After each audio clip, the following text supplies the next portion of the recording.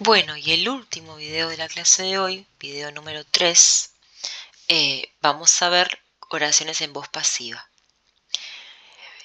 Esta es una oración traducida del texto que les conté, los 5 grandes rasgos de las personalidades, eh, que dice: las demostraciones de emociones son desalentadas en algunas culturas. Estamos en la página 24 del módulo. Bueno, vamos a identificar acá sujeto. El sujeto es todo lo que viene antes del verbo. Las demostraciones de emociones es el sujeto en esta oración. ¿Cuál es el verbo acá? Son desalentadas. ¿Y cuál es el objeto? Bueno, acá no hay objeto, ¿sí?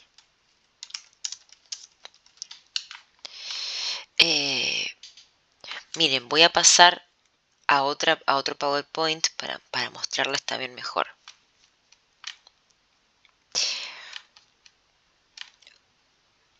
Tenemos esta oración en voz activa, ¿sí? Gustave Eiffel built the Eiffel Tower in 1881.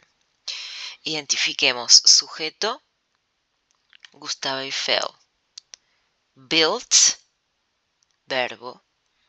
Objeto, que construyó the Eiffel Tower. In 1881 es un time adverbial. Esta oración está en voz activa.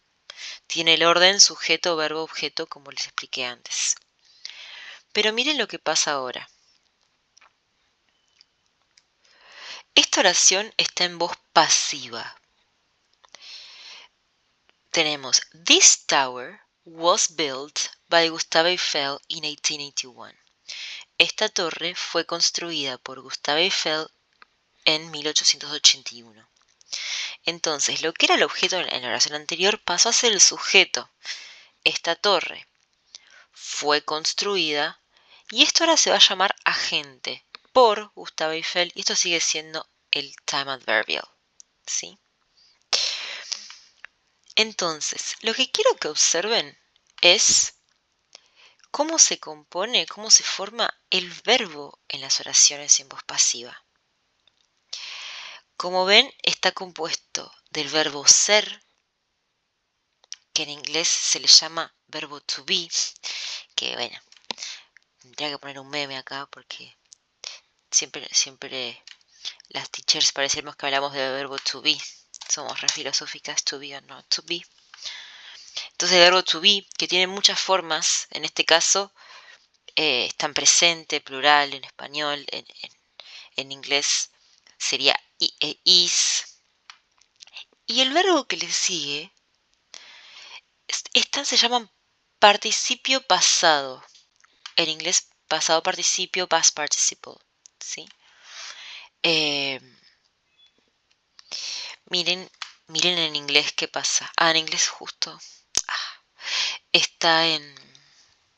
es un verbo irregular, pero tenemos el verbo to be en pasado, was, y esto, bueno, creo que les conté que hay una lista de verbos. Los verbos en inglés se pueden dividir en regulares e irregulares.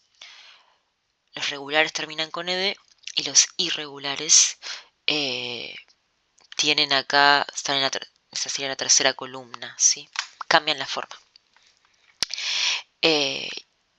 Por ahora vamos a identificar en inglés los que son los regulares.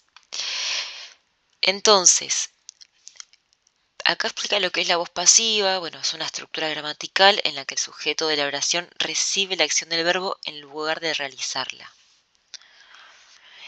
Por eso es pasiva, porque no es que el sujeto realiza la acción, sino que recibe la acción.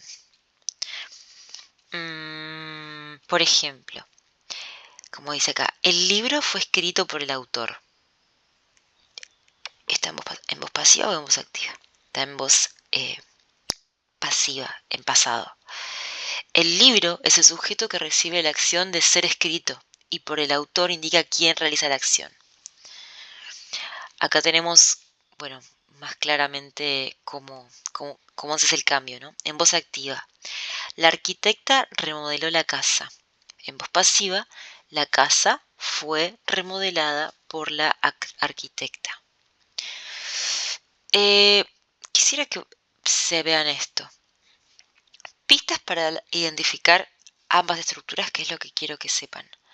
Ya les expliqué cómo identificar voz activa, pero en voz pasiva van a reconocer esto, ¿no?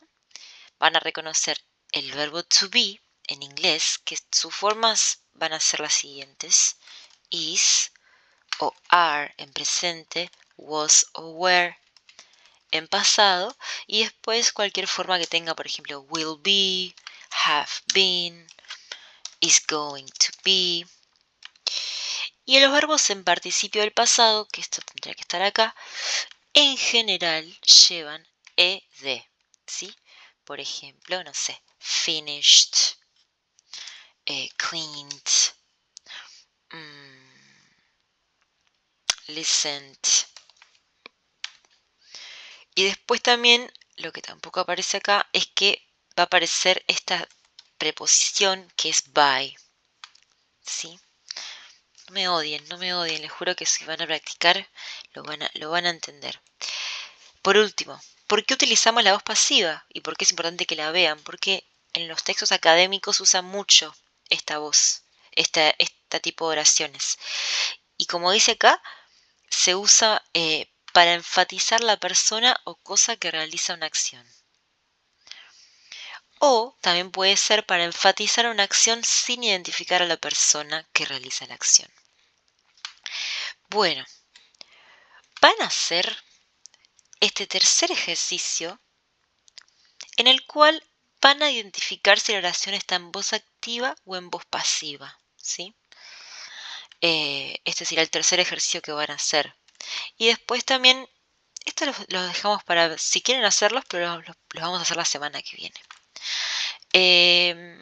Y por último, a ver, quisiera mostrarles un poquito más. Esto no... bueno, vamos hasta acá. Perdón,